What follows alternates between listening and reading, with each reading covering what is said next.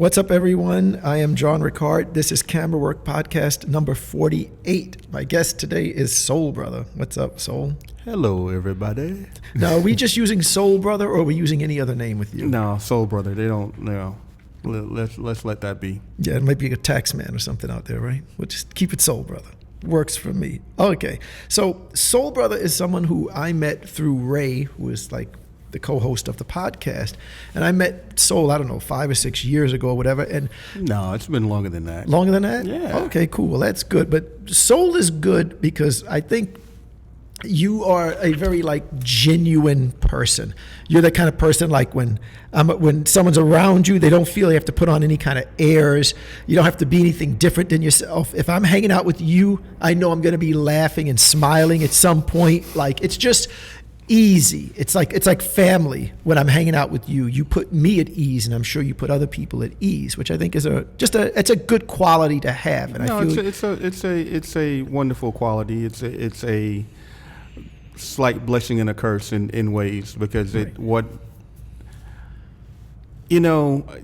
amount of people when you know me, let's say good morning, and right. you'll hit somebody how's your day? Right. I hit people with that line, and right. I'm there for an hour. Right. Oh, okay. So it's the blessing and the curse. It's a blessing, but then it's just that one time when I'm just I gotta go. Right. I remember I got stuck in a Chase parking lot with a 2-hour conversation with a guy, and it was just like a hello conversation. Right. And he had borrowed his girlfriend's car, but right. women never check it. The oil was low, and he was right. doing all these things. And right. we ended up having a 2-hour conversation, and I was just I was just trying to go to the ATM. Yeah, that's when the social thing, it's too much, right? It's like we both know a couple of guys like Johnny Nunez and Ronnie Wright, and these are photographers we know. And the funny thing about them is, if they know so many people, when you walk down a street with them, they're saying hi. Everybody says hi to them. And it's you can't even have a conversation with them while you're walking, because so many people, particularly if you're in an event, if you're at some type of social event that we would be photographing, everybody just, hey, what's up? And I'm I won't even try to talk to this guy in a conversation, because gets interrupted every 10 seconds. But I know for me, I tend to be very antisocial a lot. A lot of times I'd rather not talk to people, and I think that actually hurts me business-wise. I just really, really find it very interesting for you to be the antisocial person, but you're the most social via the internet or the interweb or whatever right. you want to call it. It's the weirdest thing to me, because here you are, a person that you don't want to talk to nobody, but yet right. you always want to share stuff. Right, so I'm pulling people in on a podcast. Yeah, right. I'm always confused with that aspect. But I think the thing for me is that most people, not most, but some people who don't consider themselves social, they don't know how to do it. For me, that's never the issue. I know how to talk to anyone. I can talk to the guy working the door at the club, or the owner of the club, or the guy performing at the club. Talk to anybody. My issue is just a lot of times I'd rather just not talk to people. On the train, I want to just read my book or listen to Joe Rogan or Howard Stern or whatever. When I used to go to music videos and take pictures, and I'd be there 10 and 12 and 14 hours, I would love to have some episodes of Howard Stern stored up on my iPod and listen to that, rather than talk to the people at the video sometimes. I like myself and being alone a lot. And as I said, sometimes it can kind of hurt your business a bit, though, if you're not as social as someone else. But what you neglect is that being social in a way is a part of the business. Because the thing is that it might not be you, but everyone. It's kind of a thing of, and it was as much as I love him, one of the reasons why Ray stand out is because Ray is not a social person, right? And he's not a talker, but yet he has this wealth of information that he's willing to share, and he's very knowledgeable on things. Right. But the thing is that some people feel weird when he's around and he's not talking. Because it can make you a little uncomfortable. It's the uncomfortable silence. We're not used to that. It's the insecurities of people. Right. So hold on. To go to your part in terms of everyone else is talking to each other at the video shoot. Right. So you're the individual that don't want to talk to no one. So then Right. what's wrong with you? Right. Because society, as us at the video shoot, we're okay. Right. Even though we're talking about silliness and this is your 259,000 video shoot and you're Right. just like, Right. when is it over? Right. No, So- I might so- be enjoying it, but I'm not. I don't know. I just don't want to talk to anybody sometimes. Well, then, And you mentioned good morning. Like I could eliminate good morning 100%. I don't need to say good morning to anybody. no, I just no, I don't no, need to that's not, say good that's, morning That's to not even an anybody. acceptable thing. Listen. My grandmother raised me, and when she raised me, I was awoken to her saying good morning to the neighbors. Right. Because she would just, it's Yeah. kind of like, you're in the apartment, she's just yelling next door, Right.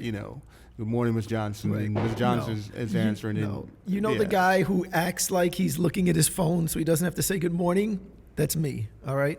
But when you mentioned Don't say that, because Hey. then everyone's going to think you fake full of calling them. No, it happens, man. But the thing about Ray, though, again, what Ray has in common with me, and Ray is definitely more antisocial than I am, because Ray will talk less than I will. But Ray is like me in the sense that he has the ability to talk to the people. He just chooses not to very often. Like I said, he has a wealth of information to share. Right. He does, but it's... Listen, everyone have individual makeup.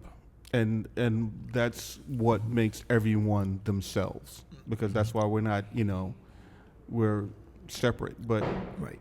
everyone has something to the table. It's just that he sees Yeah. and he brings what he has to the table differently. Right. And we get him to talk on a podcast, which is cool. So, but let me talk about something before we get to the kind of the things that I want to talk to you about specifically. We're going to talk about this EyeFi Mobi card. And the funny thing is I got into EyeFi very early. The earliest version of the card, I had it, and I even made a video about using the EyeFi card. It's still on YouTube.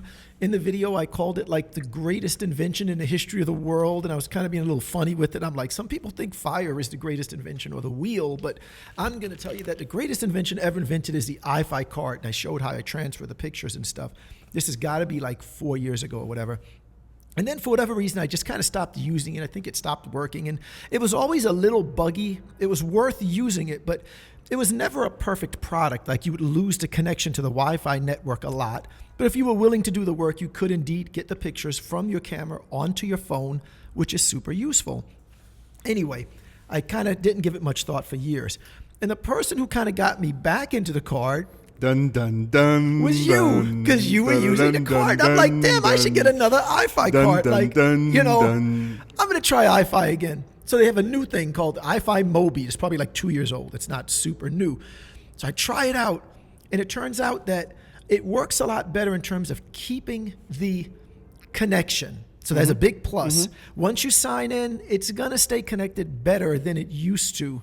It's not dropping it. It's not dropping. Once the camera is active, it's going to stay connected. Right.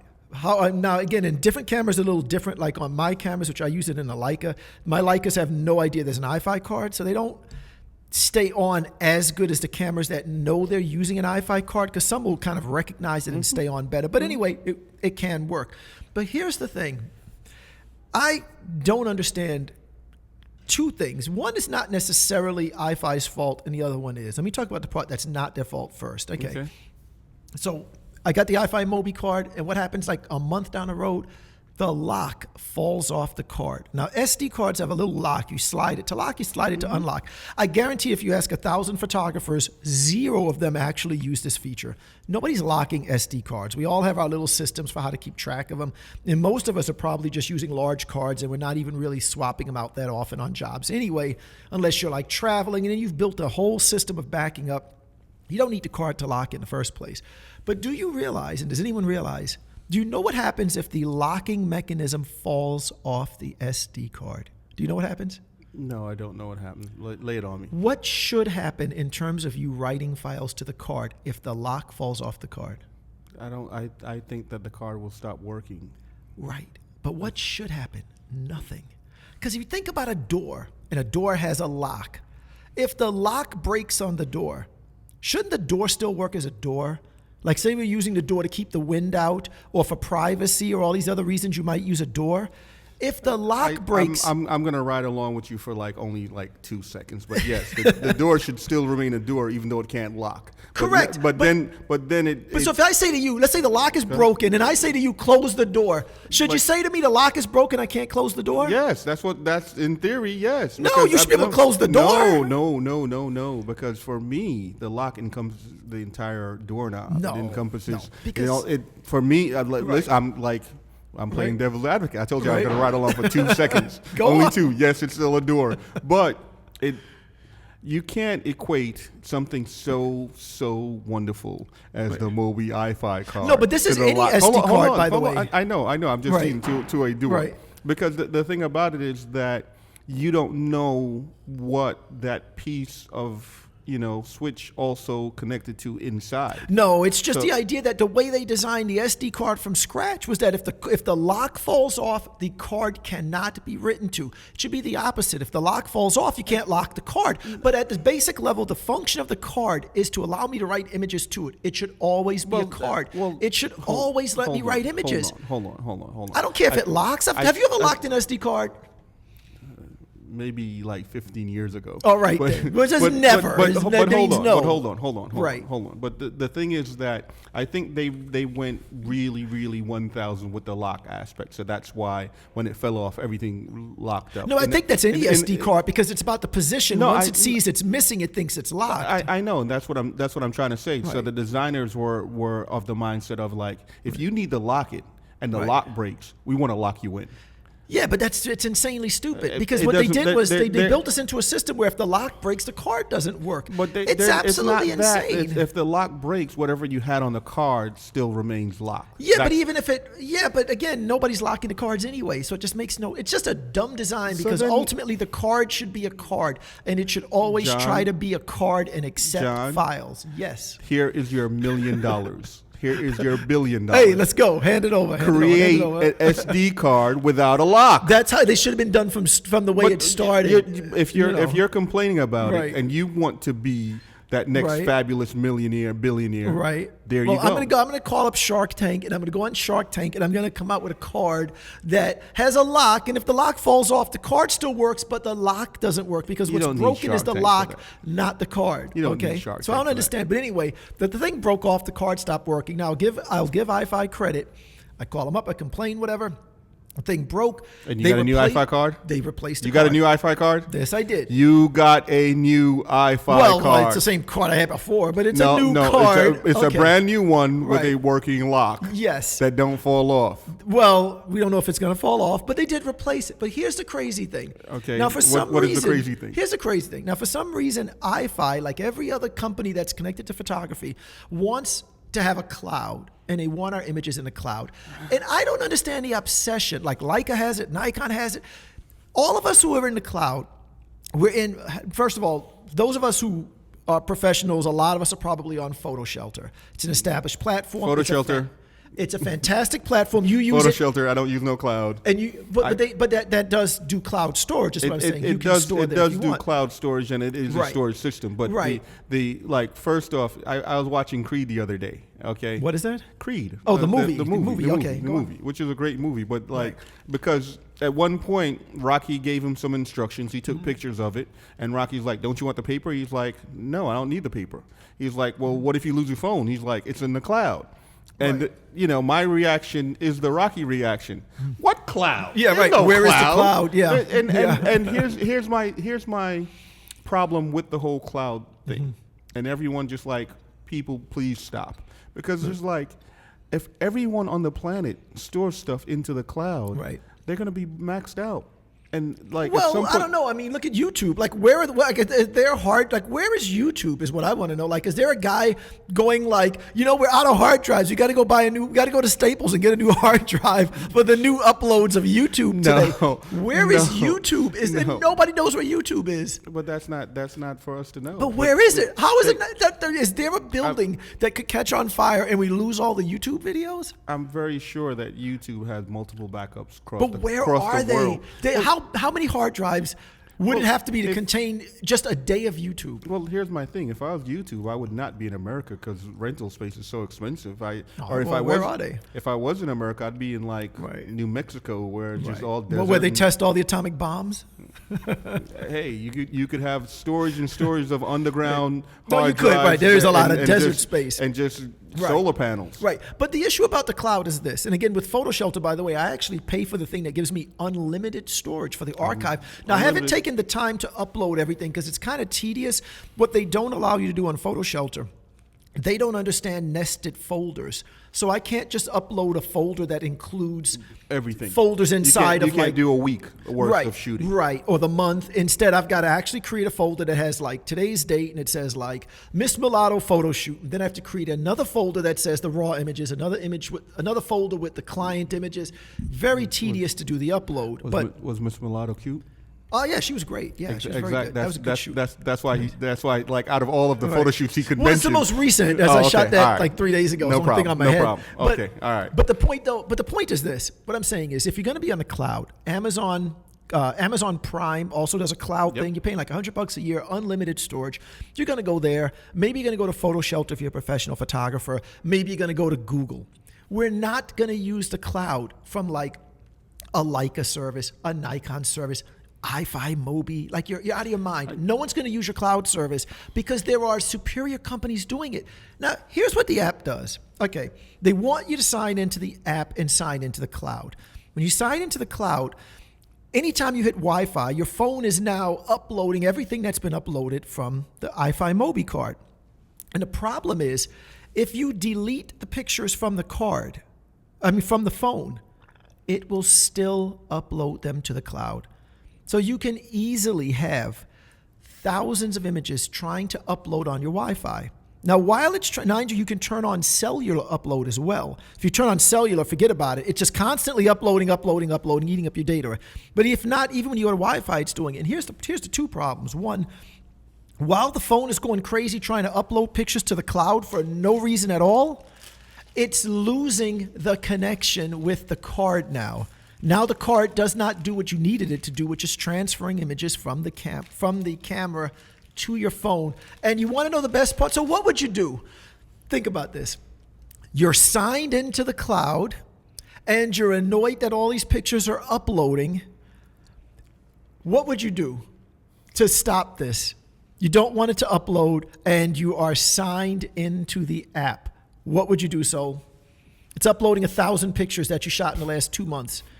And you're signed into the cloud on EyeFi Mobi. What would you do to solve the problem? First off, I would never. You just wait a minute. Didn't you just go through this entire thing? Right. That why would you use their cloud? No, you don't have a choice because once you sign in, you're in the it uploads to the cloud automatically because everybody wants you on their cloud, so it's automatic. Mine does not. You're not signed in. If you were signed in, then don't sign in. Say it again. Don't sign in. I'm already signed in. What should I do? Sign out. Say it again. You have to say. You got to say it clearly. What should I do? Sign out. Say it again. Say it one more time. Sign the hell out. Okay. Now listen to me carefully. Listen to me. The handful of people who listen to this podcast, listen to me. It is impossible to sign out of the EyeFi Mobi app. This is directly from their tech support. Their advice to you is if you don't want the uploads to continue, you should delete the app and reinstall it. And to me, this is absolutely insane. What company would ever have the nerve to tell you to delete their app? You should be so glad I downloaded your app. There are thousands and hundreds of thousands of apps on the phone, on the Apple Store, whatever. You should be so glad. You don't tell people to uninstall your app. And then when I reinstall it, now I got to figure out again the activation code, how to log back in. I don't want to uninstall it. How dare anybody, how dare someone make an app that I can sign into and I can't sign out of? That's nonsense. These things only happen to you. They must. They only happen to you because you know what? I've been using the card almost as long as you have, and I brought you back to it. But you know what? I didn't join the cloud with it. Yeah, I dare you to sign in right now because you can't sign out. You're in. It's like joining the Bloods or the Crips. You're in it for life. Listen to me. First and foremost, I never signed up into the cloud with it. I never did. My complaint with the EyeFi card, Right. like check your storage and check, because my phone was just like, because you can't delete. When you delete, they stay in the app. what my phone was just like out of storage, and I'm just like, Right. it's not like it's a 128, like No, it's a big what you phone. have to do is periodically you have to just delete the app and reinstall it, because it gets cluttered with the pictures that you've deleted don't really get deleted from the app. Now, I'm not even mad at that, because I just look at that as like a technical glitch from a kind of new product. You know what I'm mad about the EyeFi card app? Even the pictures that you take with the phone, not like a picture that you take with a camera and you transfer over, ends up in the EyeFi app. Right. And you know what they do wrong with that as well, while we're really just attacking EyeFi, which I said was the greatest product, better than the Wheel and better than Fire 4 years ago. They also don't seem to understand that the pictures should show in the app in reverse chronological order, because the way they do it, let's say you shoot all day, every time you put a new picture in it, you have to scroll past hundreds of old pictures to get to the new ones, whereas the new images should be at the top of the app so you can find them quicker. And I don't understand why they don't understand that. I made that like a suggestion through their little site thing. But seriously though, all kidding aside, the idea that anybody would create an app that allows you to sign in and does not allow you to sign out is just wrong. Because you don't want that with anything. Like no app should not even be allowed. You should always be able to sign out of something. I think the challenge for them is that they caught on quicker than they thought they would. What do you mean by that? Like more people adopted the card? Yes. Yeah, I mean, when it works, it is amazing. It's amazing when it works. But here's the thing. I don't use my EyeFi card like that. I don't transfer everything I shoot onto the card. I normally shoot with a camera that has 2 slots. Right. I shoot on the other card and I transfer over what I want to transfer to the card. Oh, right. You do it in camera. Very interesting. But cool. They have the new cards now that will allow you only to transfer like what you tag. Oh, you see, mine won't do that. The card, No. My camera will do that, but I can't. The camera that does it does a CF cards, doesn't do SD cards. The thing is, you shouldn't be transferring everything over to your phone. Right. Again, that wouldn't be a problem for me. The problem for me, if I transfer everything from the phone to the phone, the problem is if I'm signed into the cloud, it starts uploading things that I deleted 3 months ago, start uploading, and while they're uploading, I'm losing connection to the card. So the bottom line is, I think, for me, it's a product that kind of lost sight at what they were good at. And rather than just keep doing what they're good at, they start adding these features like the cloud, again, that we just don't need because we're getting the cloud from PhotoShelter or Google Drive or Amazon Prime. And as a consequence of that, they hurt their own product by making it that you can't sign out. So I was using the product. It wasn't on a job, but it was at something that I did want to send out through Instagram. And I wasn't able to like sign out of the app and then reactivate the card and all this other nonsense. And it really, really pissed me off because I thought the product can be so great. Just stop with the cloud and let me sign out of the cloud if I want to sign out of it, man. It's just silly. That's all your fault. My fault for signing into the cloud. I just signed into the app. You should have never did a cloud with them to begin with. Well, you just went, hold on. You just went through this whole thing. But let me tell you one reason why you would want to do this. And if you could sign out, or at least if it would not upload the pictures that are deleted, it wouldn't be a problem. Here's one reason why. Try to imagine this. Let's suppose I have the app on my phone and I'm in the studio and I'm taking pictures with the camera. So I take pictures on the camera and they transfer it to the phone and the phone uploads it to the cloud. That would now give me the ability to look at those images on the studio computer without having to transfer them from the card to the studio computer. I could also have them on an iPad because they're going into the cloud. No, you don't have to.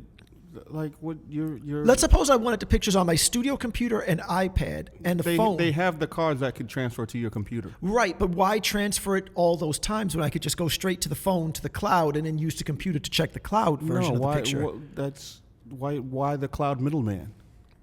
I don't know. It just seems to make sense to me. That don't make no sense. That's like tethering. No. Because this is why then. Because what I would have to do is get the computer to connect to the card, get the iPad to connect to the card, and get the phone to connect to the card.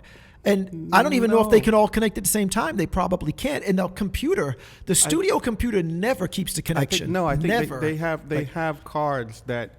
They have setups that you could either send to the iPad or you could send directly. Can I do them all at the same time? I'm not sure on that. Yeah, I don't know. The cloud would have solved that, but again, the cloud doesn't, because the reason why the cloud doesn't is because you're doing a go-between. You're sending it to someplace and you're just viewing it there on the cloud. You're not viewing it live. Like, no, but it would be quick enough. The problem with the cloud then is cut out the like Benny Hill, cut out the middleman, cut out the the problem cloud. with the cloud you could for me no, was- you can have an iPad and Right. you could send it to the iPad. End of Right. story. End of story. You don't. right, You don't but then need it wouldn't to be do on all- a studio computer. Stop. You could. Right. Why do you want both? Well, why not? Just put them everywhere so I can view them. I No, give the then client the iPad. I can check them on the computer. Listen, I'm fine with that. Here's my problem with that theory. Right. Okay, because when you design something to work a particular way, Right. okay, I designed it for it to go to your phone. I designed it to go to your iPad. I designed it to go to what's name. They didn't design it for it to go both. Then once you're dealing with wireless connections and Right. you're spreading it, Right. there's always a problem. Right. So it's like pick your poison. Don't Well, like. for me, the only problem, I was fine with the idea of the cloud. The problem with the cloud, again, is two things. One, I can never sign out of it, ever. And the second problem is when you delete images, it's still trying to upload them to the cloud. So you can't get the new images on the screen because it's so busy trying to upload stuff from 6 months ago. So anyway, if they would just make it so that you Okay, could sign all right. out of the Can we- cloud, can- everything would be fine. Instead, I had to delete the app and reinstall it, and I think that's not a good thing. Everything That that is- lets you sign in should have a sign out option. And you're Period. totally and absolutely correct. There we go, finally. I think that's the first time are. on a podcast ever. You are. But here's the other thing. If you're a professional, Right. you're not using iCloud with the EyeFi card. That's what I'm saying. We already have the End of cloud story. elsewhere. End of story. Right. I Okay, agree with but you know what? If I am on vacation in south of France, Right. but even then, it still has to then connect to something that you're probably going to get charged fees or whatever the case may be Right. because you're not. But you know when EyeFi actually works the best, man, is like when you're in a subway and there's no internet, it finds that connection and keeps it because it's not trying to connect to anything else. Whereas if you're walking around, your phone's trying to when jump you're- on there. That's when you're in the subway stalking these couples while they're trying to make Hey, out. that's me. That's me. Okay. Can My we- wife hates my street photography, by the way. She Of- just, of course. she's I like, would hate don't your take the street- pictures around me. I and would hate stuff." your street photography too. Your wife was just trying to mind her business. Yeah, I know. She doesn't like it. But one other thing I want to talk about on a similar note to this, though, is I did decide to end my 365 project because I was trying to decide if it was going to be a 100-day project or a 365 project, and I ultimately decided that it is going to be a 100-day project. So I'm ending it at 100 days, and I might pick it up again at some point and do another 100-day project. But if anybody wants to see it, it's on Instagram with the hashtag 100 days of Leica, and you can see what I did for it. It was fun, but overall, I think the camera is just too heavy to carry around every day. And as a people photographer, man, if you're not interacting with people that day, it's just too hard to get a people photograph. And sometimes I'm in that subway, 20 minutes, 30 minutes trying to get a shot just for the project. Stalking. Stalking, call it what you will, but I got to get a people shot. I can't just shoot a funny sign or some perspective lines fading off into the distance. I got to get some people in the camera. So it's just too much trouble. So 100-day project it turned into instead of a 365, and I may revisit it again as a 100-day project later in the year, like in summer or in winter again. But I think if the camera were lighter, that would make me stay on it. But as a heavy camera, it's just a little too much trouble to carry it. So I just wanted to mention that for anybody who might be following it. Hashtag 100 Days of Leica on Instagram, or you check Took a Pic. That's where I host it under the name John Ricard, or maybe Rick Ricard. I'm not sure which one I'm listed on. Rick Took a Ricard. Pic. Yeah, my Facebook is Rick Ricard. So Rick Ricard. sounds much cooler, right? Like Rick Rick Ricard. sounds way cooler than John. From the guy that goes by Soul Brother, I always like alter ego. He likes alter egos, right? But anyway, let's talk a bit about what you do. Now, is it fair to say you are an event photographer? Is that a fair term, fair classification? Yeah, I am a event photographer, but I am foremost and first off a photographer. So Right. I can do more than events. Right. I can do portraits. I Right. even do weddings. Right. Even though I get roped into them, I do weddings. Right. But I am an event Right, photographer. but you seem to do a lot of them. I mean, Sol does so many events that there are times, a couple times a year, when he'll call me to do an event that he can't shoot because he's got another better gig. And there's other times when he'll call me because he needs more than one person. He can't clone himself. So he'll call me, or maybe he'll call Ray. And there's times he'll call me and Ray, and the three of us are kind of working as a team to shoot this project and hopefully, no one misses a shot, right? That's always one of the tricky things about working with a group of people is everybody can think the other guy is getting the shot, right? And it can be a little tricky managing that. Is that right? And it is right, and information is the key. And the thing is that not only is information the key, but information is the key. You just got to let people know. Right. But do you ever find, like I find one of the weirdest things is that, like, if I'm shooting an event and they leave me alone, I'm going to get, there's really no question I'm going to get all the shots. If I have the client right there with me, I am far more likely to miss the shot because for some reason they keep going like, no, we don't need that. Or they'll let you sit and talk to them for like half an hour and they never say like, hey, get back to work or go take some pictures. But then they will still come to you after the fact and go like, well, you didn't get this and you didn't get that and you didn't get the other. Do you ever encounter anything like that? Damn, John want to go there. That happened to John and I on a gig, but I'm not gonna go there. And I mean, but that's happened to me on my gigs too, though. I had to do so much to replace that. You know what I did to replace that? They had the same thing in another city, and I was in London, and I paid a guy out of my pocket to cover the other event. Right.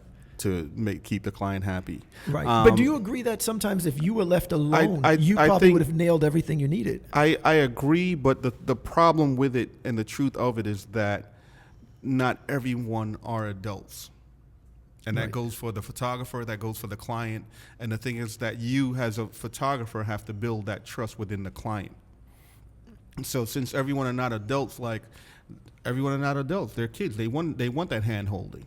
Right. And some photographers need that hand holding because if you left them to their own devices, they creatively can't get you all of the things they need. Right. So that's the thing. But I'll give you the reverse. For me, that backfires. Like, I'm an adult, but my clients constantly throw me in the deep end of the pool. Right. Like, they don't give me any details. They just tell me when to show up, when to be there, and they're like, shoot. And I'm just like, what's your, and it's just like, and there's the few times that it's just like, at the end of it, it's like, well, you didn't get that. I'm like, you didn't tell me who that was, nobody mentioned what that it. was, and I was supposed to get it. Right. What are can you think, because this is always a hard question, but off the top of your head, can you think of some of the past few events you've done in the last month or two that were just interesting in some way, or just to give us people listening an idea of what type of events you shoot? I just finished a really good project, and I love this one. It was with Hilton Hotel and Andra Day. Okay. The singer. She's really very hot right now. She had performed at the Grammys and really tore it up, and she's touring as well. And in a roundabout way, she ended up partnering with Hilton, and they had these really, really private and intimate meet and greet. And it was just very interesting because it made me connect with her on a level that I would it's an interesting thing when you meet someone and you connect on a level where it's just like you pretty much become friends with them. Right. It was a couple of different city locations, and with the constant working with someone, they get to know you. Right, because you're following them for like the day, maybe. Yeah, it was two separate stops like that. Right. And you were doing Paris Hilton. You were photographing Paris Hilton for a while too, right? Like a kind of an event each year or something along that line. What with Paris, I knew like her manager, and like when the first time I worked with her, and then throughout working, I knew Paris. So it was more so the thing that. I got a couple of rules when it comes to event photography, and one of them is just like deliver a good product. Like, as long as you keep on delivering a good product, that's the first. That's rule. number one. That's number one. Right. Like you can survive anything as long as your product is good. The second thing is to make that connection. Mm-hmm. Once you make that connection, so once you have a good product and you make that connection, then it's a good thing. So I made that connection. She knew you. She recognized you. She knew me. Like her peoples knew me. So when they encounter me, it wasn't a thing of like, I'm not going to do nothing crazy. Like right. They trust. Like she trusts. You're not giving a picture to TMZ on the side of her falling down a flight of stairs or something. You have to for You're sure on the right team. Do those stuff. I'm old school, and with being old school, I went at photography with a very hardcore work ethic. And what happened is that that work ethic transcended for me. I get a lot of good clients by word of mouth, but along the way, I was with Getty for some years, and then I was with AP. So those are standard bearers, and being photographers with them give you certain amount of clout. Right. Are you with an agency now? Yeah, I'm still with AP. Okay. I'm still with AP. And with having some sort of clout that, puts your name at a particular level and so on and so forth, but the basic rules still apply. Deliver a good product. Right. And make a connection with the and people. Make a connection. I like those two things you're saying. So those two things is what makes me get more work. Yes, I do need to be marketed more. Yes, I do need to do more, because at the end of the day, with all of the things I do get and all of the things I do, I do look back at some people and just like, I'm better than they are. Right. Which is something that we all have within us, because that's that fire that drives us. So yeah, sometimes it can drive you a little crazy, though, wondering why a client chose a particular person. And you never know what it is that made them go this direction instead of that. And one of the funny things I find for me, and I have a slightly funny story about this, is sometimes I think because you're maybe like this too, where you kind of deal with I don't know what word to use, lower level clients and higher level clients. And I find that the lower level client that I'm dealing with, the less appreciative they are of what I do. And the higher level client that I deal with, the more they are able to appreciate and to show respect for what I do and who I am and what I've accomplished in my life. And it's really funny because we did a casting here at the studio a while back. It was no thing. It was a pretty low rate that I gave them. Basically, I let them use the space to cast for a fashion show. And it's not a real fashion show, not like New York Fashion Week fashion show, just some local little thing. So they were decent enough people, whatever. So I said to them, look, why don't we do a thing? I'll come down. It's supposed to be a charity fashion show, by the way. Nobody's making any money on this thing. So I said, how about I'll come down to the fashion show the day you do it, and I'll shoot the backstage, and you can assign somebody with me. I'll use this EyeFi card, and we'll transfer it to their phone, and you can be live tweeting backstage at the show. Figured this was fun for me. I wasn't going to make a dime. I wasn't even going to ask them for money because I know they didn't have it. Just something to do. I've done it at New York Fashion Week. Why not just do this? It'll be fun. I haven't done Fashion Week in a few years. I haven't been able to get a really good gig out of New York Fashion Week in quite a time. We'll talk about you with that in a minute. But I offer it to him. She goes, okay, let me get back to my partner. Let me talk to my partner. I'll let you know. A week later, she emails me back. She says, you're in. That's the entire email. You're in. I'm like, okay. Now I go to myself. I'm not going to give you another email or comment on this. Either you're going to come to me and go, hey, thanks again for offering to do this. It's Tuesday at 2:00, such and such location. But if you never tell me where, I'm certainly not going to come to you and beg you to come shoot at your local fashion show just for something to do on a Saturday afternoon. Sure enough, they don't get back to me at all. Never hear from them again, and that's that. That's the end of it. Because they don't see a value in what I'm offering them at all. Zero value. And I'm placing no value because I'm offering it for free to some degree. No, it's not. But watch this. Okay. By comparison, less than 10 days ago, we had Jermaine Dupree here in the studio, okay? I didn't think he'd remember me. I've shot him before, and I've shot his artists over the years, but I just figured the guy doesn't really remember me. He comes in, he brings this artist, Miss Mulatto. This is his new artist. He wants to make her into the next, Rihanna, whatever. Walk in, I say, hey, what's up, man? Jermaine, thank you for bringing her. I don't know if you remember me. He goes, I remember you, yeah. Throughout the course, he did 2 days here. We did one day for a magazine, and then he brought the artist back again for me to give to Getty. Throughout those days, he took pictures of me. He tweeted a picture of me. He tagged me shooting the artist. Mm-hmm. He was so appreciative. And then at one point he was going to take a picture of himself, and he's like, why am I taking a picture of myself? He's like, I got John Ricard here. Let Ricard take it. He's like, I want you to take the picture of me. He was showing so much respect for me as an artist and as someone who's been doing this for so long. And it was just funny to me, within this 1 month period, here's a guy who has accomplished more than, got to be one of the top 10 rap producers in all of rap history, showing me so much respect. And then he would try to take pictures of the artist while we were shooting, because everybody does that now. And anytime I'd move, he'd be like, oh, I'm sorry, man. I don't mean to get in your way. Just so respectful for me, a guy like that who's so high up there. And then like you've got some local fashion show and you're like, hey, let me come down and do some pictures at your show. And they're like, we're not even going to bother to just send this guy an email, have him come down, because we don't even care if he shows up. We place no value on it. It's exact opposite of what you would think in terms of the high and the low level people and what they're getting from it. But how is it like you when you're working with the variety of clients between your higher level and lower level? I'm not sure what term we should use so it doesn't sound insulting, but just what is your experience in dealing with the different levels of client that you deal with? I wanted to comment on what you were saying. Go first for it. of the encounter that you had with the people.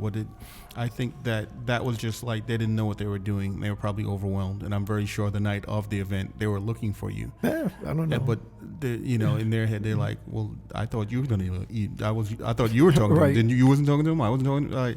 So it, I mean, Right. you have that with it. But for me, like a client's a client. Be it you're paying my full rate, which I'm not going to say, but it's, Right. it's a good rate. Right. Or you're paying, or I agree to a small rate. You're Right. going to get that work out of me. You're going to Right. get that work ethic. You're going to get all of that, because I have, and it's coming up this month. I have this preschool, nursery school. Like their name is like Little Mission, and they have these award ceremony every year. And it like they can't pay my full rate. Right. Like technically, what I should be doing is charging them the real rate and then putting in a discount in it that I'm giving back to taxes. Like that's my right, donation right, to yeah, them. right. And it's really cool. They have a couple of parents that are like actors and stuff like that. So Right, it could they'll still be come through. beneficial. Yeah, they Right. come through and do stuff, and like the one MCs, one do comedy, and it's nice. But you can see that it's not. When they do stuff, it's fundraising to put on a roof to extend the Right. school. Yeah, and it's a school. Right. Yeah, the school's in the Lower Right. East Side, and Right. and the thing is like, they also do like free tuition too. So it's all Right. geared towards. So the Right, thing it's is something you believe in. and they basically. appreciate me. So it's not like Right. I'm not gonna go half-ass on them. Right. I'm I'm gonna a give big 'em- believer in that whatever rate I take, and yeah, there's times I'll take a lower rate or something like that fashion show. I'll come and say, I'll just do it for free. I want to do this. It'll be fun. But yeah, I bring the A game every single time. I never go, well, they're only paying this amount, so I'm going to do a half-ass job. You got to just always do the job right, in my view, or just don't take the job. Just say, my heart's not going to be in this, so I'm not going to do it. Well, I'm a firm believer of don't take the job. That Right. there's no.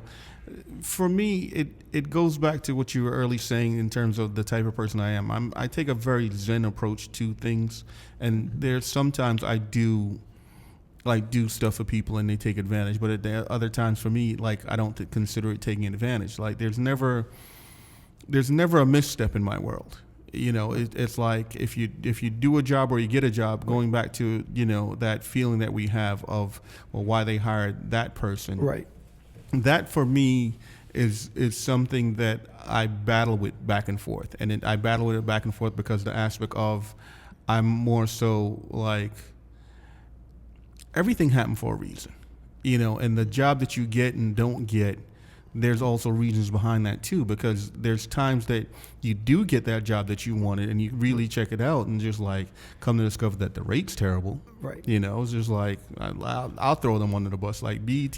Right. Like everyone wants to do those BET shows and all of that stuff, but then Right. when you really analyze it, it's just like they ain't paying you a whole lot, but yet they want the utmost work out of you. Right. Right. It's just For not it, worth and it. that prestige of Right. like you look good on that carpet and you look good doing these things with them, and just like Right. you shot all these people for them, but at the end of the day they just like they don't want to give you that fair rate, and they Right. know the value of a good Right. person, and it's not and it's to me it's kind of sad, but it's a thing of that you can't really be envious of people. When I see someone do something, I'm not envious. I'm more so in terms of I let that fire in my belly burn. Like I Right. can do that job. Right. Okay, I need to do that job, or I need to do a better job than it. Not more so like they Right. should have given it to me and so on and so forth. Right. Because Yeah, you just think to yourself, how do I step up my game? Or exactly. what do I exactly. need to do next? You have to sharpen Right. your skills. But the other aspect of it that I don't like, I let people be, because there's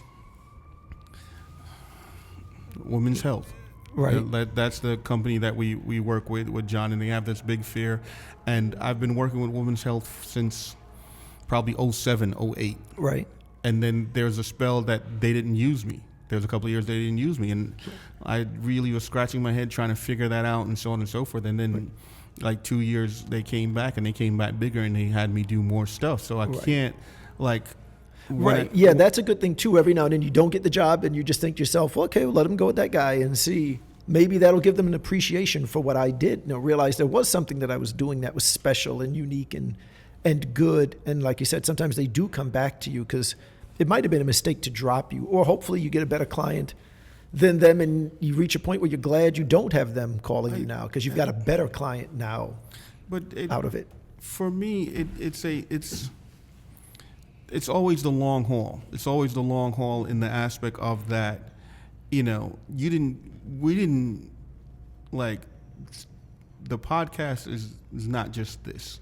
The podcast is years of work. There's years of things, like it grew into this. Right. But some people will only just see the podcast now, Right. Talking about the amount of years we know each other and so on and so forth. Well, yeah. It's like people don't know that you used to be shooting people for years upon years when Right On and Word Up was these things. And, people have seen so much of your work that they wouldn't have any idea that tons of people had them in their bedroom walls for years, but they didn't know it was you. Yeah, and it's funny because for me personally, I just as a quick aside, like I don't market the past hardly at all, and I see guys who shot a lot of the stuff that I was shooting in 2005, 2006, and you go to their site or their Instagram, and it's all about what they did 10 years ago. Like if you check my posts for Thursday, I hardly ever do Throwback Thursday. And I just don't put up the old stuff. I try to keep everything as current. And I probably take it a little too far. I probably should periodically throw up a little more of the old stuff. But I just really try to stay focused on today and tomorrow. And I don't sit around trying to put up some cool shot I took of whatever, Busta Rhymes or something 10 years ago. For me, it's just not... It's not that relevant now, but it is nice when somebody can kind of respect it or just see it or sense it that you've done this before. Or like you're saying with you, you've done so many events that if you're doing a Paris Hilton thing in Vegas, well, you've done similar events or you've done that event, But you also seem to be good at keeping clients because I'm aware of a couple of gigs that you have that you kind of get consistently each year. I remember one time I filled in for you at some like water company at Fashion Week, and it was something you had done a few times for this client at Fashion Week. It wasn't like the first time you did it, but you seem to be very good at keeping the clients. What is some of the things you're doing besides the obvious creating good work and treating people right?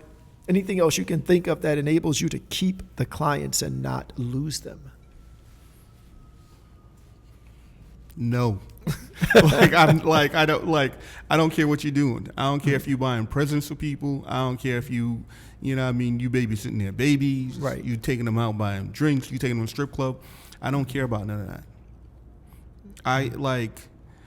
The people who are loyal to me because I deliver for them.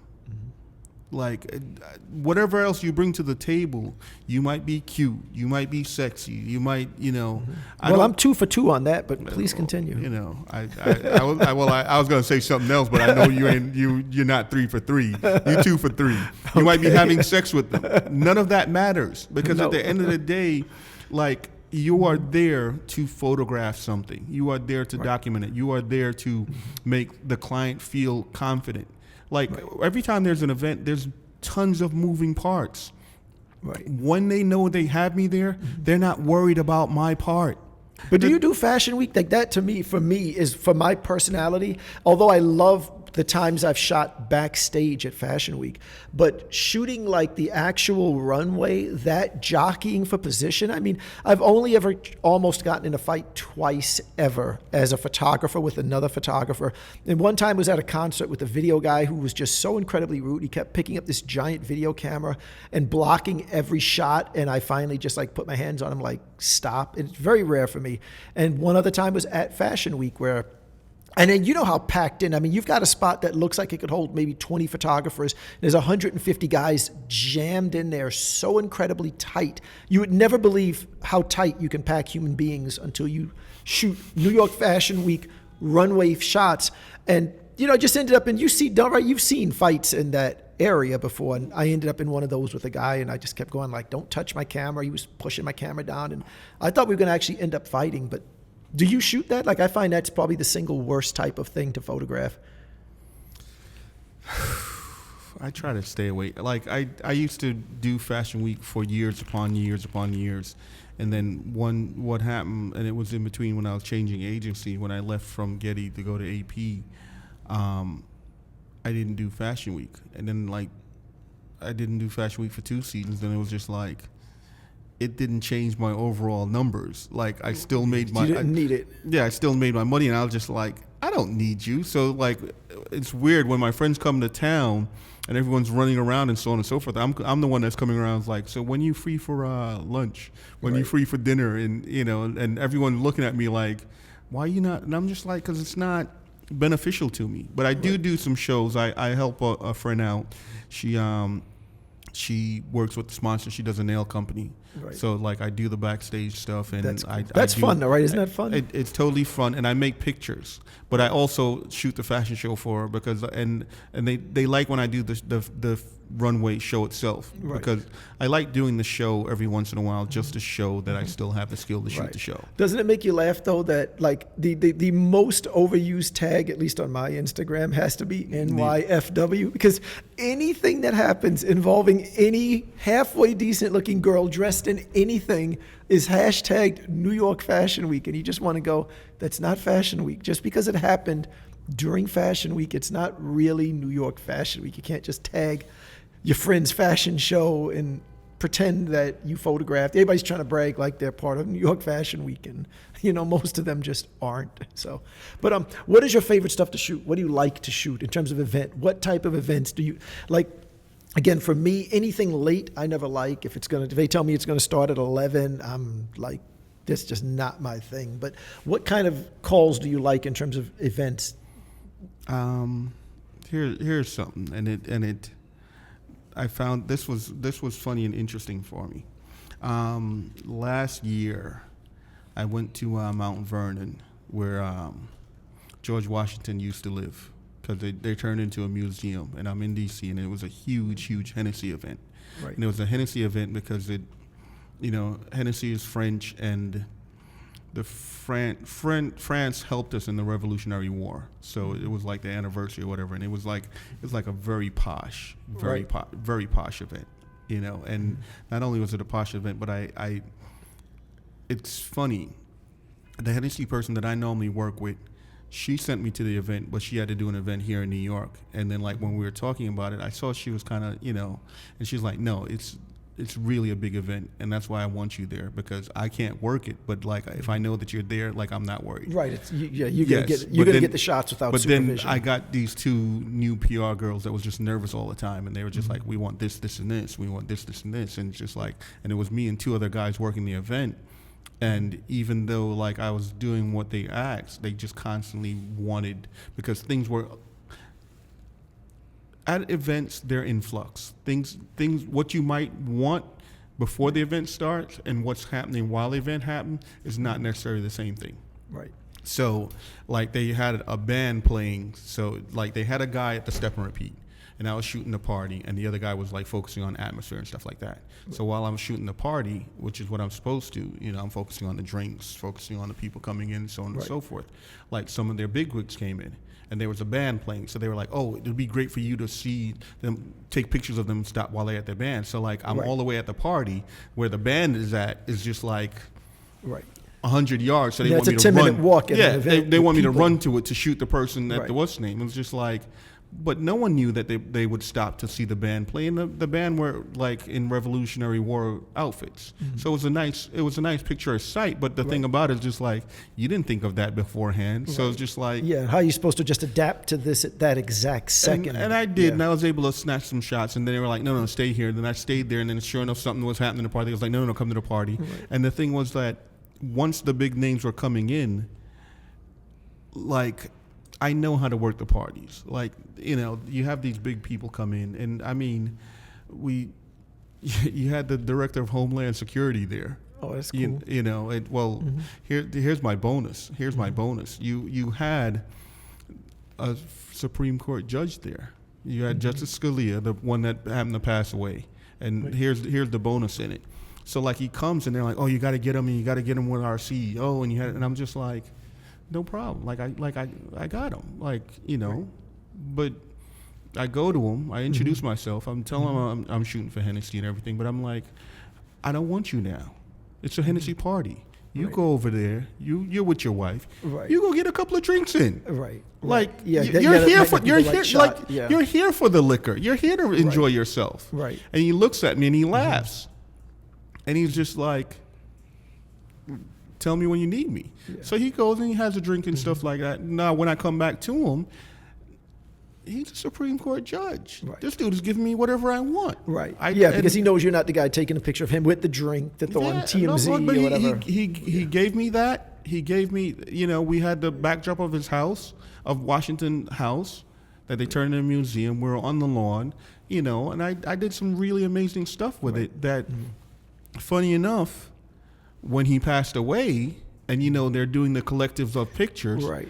I had one of those iconic pictures, right, you know, in terms of what they put in for the retrospect of his life, because it was him relaxed, enjoying himself. It was him as a person, right, not in the robe, not him, you know. And the funny thing that I found funny, he was a strong Republican judge, but I got to encounter him in a personal situation where he you know, it's interesting. So that's why that event for me, and it was a really big event, and they had like a old ship in the harbor that they sailed all the way from France, and it was just tons of. The name of the ship was the Le Harmonie. Like I can't pronounce French words, so I don't want to. But you can butcher it. Yeah, but it was really, really a good project, and it was really a good thing, and it was just like. It was tons of work all throughout. Right. You know what I mean? It was tons of work all throughout. It was tons of work because, like we touched upon in terms of people like shoot this, shoot that. But what happened was the other Hennessy people, there was a new person who was like the VP of communication, and it was the first time I was working with her. But she saw that the other VPs were like okay with me, and she saw that no one was riding me. Only the PR girls were riding me hard. Right, the new ones. Yeah, the new ones. She took like a laid back approach. Right. She was just like, I'm gonna let you do your thing, and I did, and I made sure to get them all of the things that they wanted. And even though when they were doing the press conference and stuff, everybody was just like, oh, get this shot, get that shot. And I was getting the shots. And then when she asked, I showed her, I was like, I'm getting those shots. Don't worry about it. I got it. Just back up, let me do it. Well, you have to also, you have to maintain and be a professional. Even if someone's annoying you, even if something, like, even when they'd ask me to shoot something that I've already shot, what I say to them is like, I just shot it, but I'll go back and shoot it again. Right. If it'll make you happy. Right. Right. Do you ever get the thing that I find that a little funny for me is like when you're sick, because you mentioned like following someone around, you said it earlier in the podcast, I can't remember who it was, but the idea that like you're at something, an event or hanging out with someone, but you're not really part of the event. Like I've had situations, say I'm like in a recording studio with an artist and a producer, and they're talking about something or they're kind of like playfully arguing. And you might know the answer to that question or who played Creed or whatever. And then, you know, there's a part of you that wants to jump in and go, oh, it was this guy. But you kind of know, well, it's not really my conversation. I'm just here to kind of document what's going on. I'm not here to really be a part of it, even though the atmosphere can feel relaxed. Or like I had one, I shot some holiday party for Sony a few months back. And they were giving out, this guy, DJ Enough, and they're giving out these gift cards for different things, like people dancing and all of this. And they start playing Wu-Tang, Protect Your Neck. And they're like, anybody who can sing this song is going to get a $50 card to the Apple store. And they're playing it, and nobody knows it. Oh, and I'm like, I know every word to this song. No. And part of me wanted to jump up and go like, you know, raw, I'm going to give it to you straight, you know. But I'm like, I'm just supposed to shoot. They're paying me anyway. I can't jump up there and get the $50 gift card. You're not getting, you know. But do you ever get that where like you kind of, you know, part of you wants to join in the conversation and another part realizes, well, let me just kind of fall back and, you know, be invisible. And I'm talking about when you're following someone around for the day kind of thing. There's a simple rule to that. There's a simple rule to that. And it's easy. Speak when you're spoken to. Right. If no one's addressing you, don't feel that you have to imply your will upon Right. anything. Mm-hmm. You are there to document it, but speak when you're spoken to. If you're not spoken to, Right. like you got to do that. You can't jump in and you got to say be it that Ray was- tomorrow approach and Right. I'm not here. Right. Like you see some flashes every once in a while, you hear a camera clicking. Right. Like pay that no mind. Right. But speak when you're spoken to, because unless you're addressed directly, no, don't jump up and speak, because you know what? You're not there to jump up and sing. You're there to photograph the person who jumps up and sing. Right. Right. So if you jump up and sing it and they win it and you're supposed to shoot the winner, Right. who's shooting you? Yeah. And you never want that moment though, like where, like, say maybe you did jump in that conversation about, who won the 69 World Series or something, and then somebody kind of looks at you like, dude, like. No. And I've never had that happen, I'm proud to say, but I think No. my fear of that happening is so great that I would never take a chance. And I'm not saying we don't speak. Obviously, we speak to the people we shoot. And Yeah, but there are plenty of times we talk to them and go, nah, it was this. But there are times that you have to do, like you said, you have to just know this is not a conversation that I'm in. I need to just fall back. There's. It goes back. I know I only said the two rules in terms of like make a connection and Right. work hard, but there's several other rules, and the several other rules is also beyond making a connection. Like you as an individual have to carry yourself a particular way. Before it's funny. I used to work in an environment where I had to wear suit and tie when I was younger, and once I was free from it, I was jeans and t-shirts. Like same kind of blue jeans, Right. same kind of t-shirt. I'd buy 4 or 5 of the same jeans. And listen, I'm telling you now, the Hanes white t-shirts, I will rock them That's it. and I rock hear them you. and No. rock them. Right. When I'm stuck on the road, Right. when I'm stuck on the road, I know that Target got them white t-shirts and underwear for me. Right. I'm the same way, but I do put that suit on at the right gig. The corporate gigs, hey. But here's put my suit on. here's my response to that. Almost all of my gigs I wear suits now. Right. Wow. Like I didn't know almost that. almost all my gigs. Wow. The only gigs that I don't are those active outdoor gigs where I can. But almost all of my gigs I wear Wow, suits. get out of town. See, I didn't know that's that. that's the thing. But that's also a little bit of the idea of not being part of it. Like, let's say, and I know, say if someone hires me to shoot, like a summer type hamp party in the Hamptons, and it's almost like a pool party. If you thought you were part of the event, then you're showing up in like a t-shirt and jeans. No. But it's not correct No, because no. you're not part of it. No. Even though that's the attire of the guests, you're almost like the waiter who's wearing the nice black pants and a black shirt, and you're working. But that's why I'm in the suit. Right. That's why I'm in the suit listen. You have to establish some sort of professionalism. Right. You can dress like the attendees, but I would never do I would do a polo shirt and I Right. would do some nice shorts.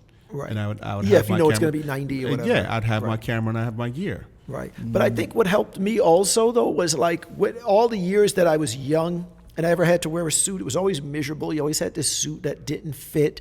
And most people, I don't have an older brother, but if you have an older brother, maybe the suit's like handed down from your older brother and it's just uncomfortable. But it wasn't until 10 years ago or so that I kind of figured out how to buy a suit that I liked. And for me, it just became Kenneth Cole. I could buy anything in the Kenneth Cole store. I like I like the jeans. I like the t-shirt. I like the hat.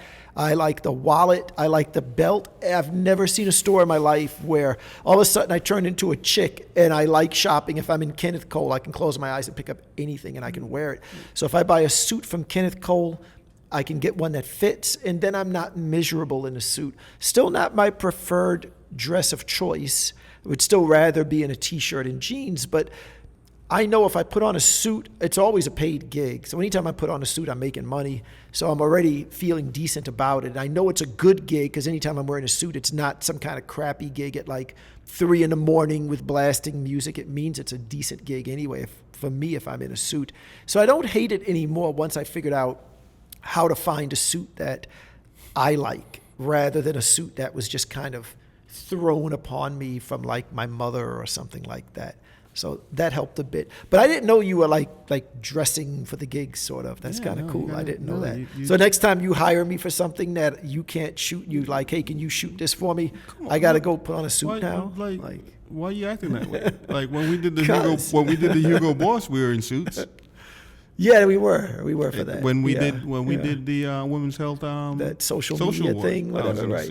And then the interesting thing about that was a funny one because we shot. I'm not even sure how to describe this. It was like a women's health event where they had a whole bunch of women there, and they were talking about. It was like a conference, yes. And they talked a lot about social media. They had a Twitter board behind them, like when they were speaking, they had the monitor behind them with the Twitter. It was the first time I had seen that. It was a couple of years ago, and as people would tweet about that event through the hashtag, it would show up on the monitor. So of course I start tweeting and getting my tweet on the screen just so I can see it because I'm like a 5-year-old and I'm taking pictures of the people speaking with my tweet in the back, and then I'm sending that to my wife like, look, my tweet's on the screen, like I'm 5 years old. But it was funny because this is years ago and you weren't on Twitter at the time. I'm still not on Twitter. Right, but you weren't on any of it.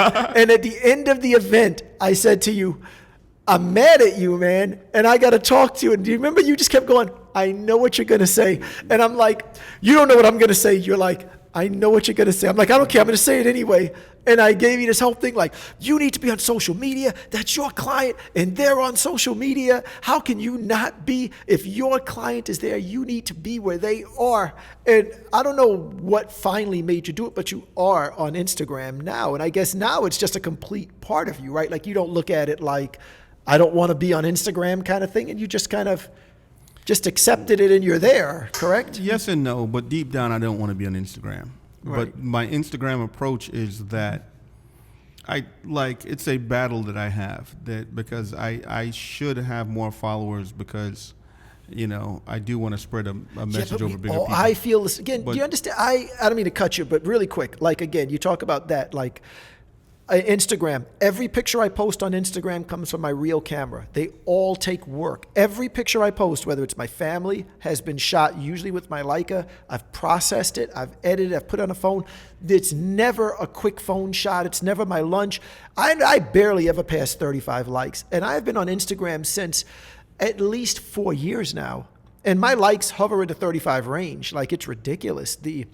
And I keep gaining followers. I'm almost at 3,000. My likes from 2,000 followers to 3,000 followers, the likes is virtually identical. And this is public record. You can just scroll my Instagram. The first time I ever started approaching 35 likes on a picture was when I was shooting the BET Awards. And this had to be about 4 years ago now because I haven't done the awards in so long. And it was one of the few times I was posting the BET content on my Instagram because even when I was a house photographer for 106 in Park, I never really flooded my Instagram with it because I felt it was BET's content and not reflective of me, and I knew it was going to disappear at some point. Yeah, but all I'm saying is like my Instagram is nowhere near what it quote should be. So I think we're all in the same boat with that. You're not unique to feeling like I should have more followers and I should have more likes because I feel the same way. But I've kind of turned that part off and I just kind of accept the likes are what they are. And I still post content there consistently when I'm not too busy. But I just gave up the should because I can't win that battle and I can't understand it. So I've just accepted it and I just post. But go on with what you're saying. You're saying ideally you're not really in love with the idea of being on Instagram. But I have two battles with it.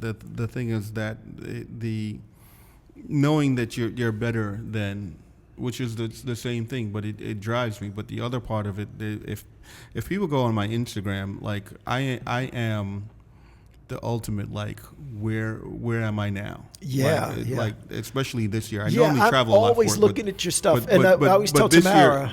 This year, I've done. It's April, but even before we got to April, I've done more than 20 flights. Yeah. I look at your Instagram, and I'm always, my wife Tamara, and I'm always like, Soul's in wherever, or Soul is here. I'm like, he's back in LA. It's crazy. And then you just went to Houston because you were looking for a photographer in Houston to shoot something, and then I look at your Instagram a week later, and you're in Houston. I'm like, well, I guess he didn't find anybody, but he found himself in Houston. So I thought that was very cool. I needed somebody the week before, but it worked out. They found someone. But the other aspect of that is just like, but I don't. My average for my likes are about the 60 range. Right. And I have less followers than you, but at the same point, I'm a bit more social than you are. Right. Well, you So- also do a good mix, which I think I do as well, but you do a good mix between the personal and the professional. I think Yeah. that took you a minute. There's not a lot of shots of you on the Instagram. No, but no, at only John least- Ricard shots. Right. Yeah, I took a good shot of you, man. That was one of my best pictures for my 365 project, was that one I took of you in 30 seconds with the red background. That was a hot shot. Listen, it was a hot shot, and I think that, I don't know, I got way more likes on it than you did, and Yeah, I that's got funny. over 100 likes on Right. it. Well, I hope there was some Like- women in there like, hey, No, soul, what's up? The comments, and when I matter of fact, I reposted yours, and Right. when I reposted it, I was just like, leave a comment, and all of the ladies were loving it. Yeah, that's so cool. I got it. I'm going to put it on the actually, yeah, we're still on video. See, I'm going to put it on a podcast so they can see Like the all shot. of the ladies were Yeah. just like, yeah, we Yeah. want to see more of you. But the funny thing is, on a quick aside, because I mentioned I'm not continuing my 365 project. I stopped it at 100 days just because it's too much trouble carrying the camera. But one of the things I'm going to lose is a photo like that. I would not have done that picture had I not been doing the 365 projects. The only reason I took that picture, and I've taken some good pictures of my daughter in the 100 days, and I only took them because I needed a picture for the 365 project. And then I was like, man, I'm glad I'm doing the project because I got a nice shot of my daughter, and I'm going to lose that as I drop the project. You don't but have to I'll come lose. back. You don't have to lose it if you put it in the cloud. If I can sign out on that note, I think that's a good time to end this podcast, okay? All right, batteries are dying everywhere. We've already switched video for the few people watching this late into the podcast and watching it on YouTube. I've already had to switch cameras because our battery died. So we are going to stop there. I think we actually passed an hour, man. That was amazing. Yeah, it was like amazing. So I thank you for taking the time out of your busy traveling schedule to come and talk to us on the podcast. Gonna have you back for sure, man. Where do we find you on Instagram? Mobi Photos on Instagram. Come check me out. Will do. And mine, of course, is John Ricard, JohnRicard. All right, people, thank you so much for listening, and we'll see you again soon. All right. Bye-bye. Bye-bye.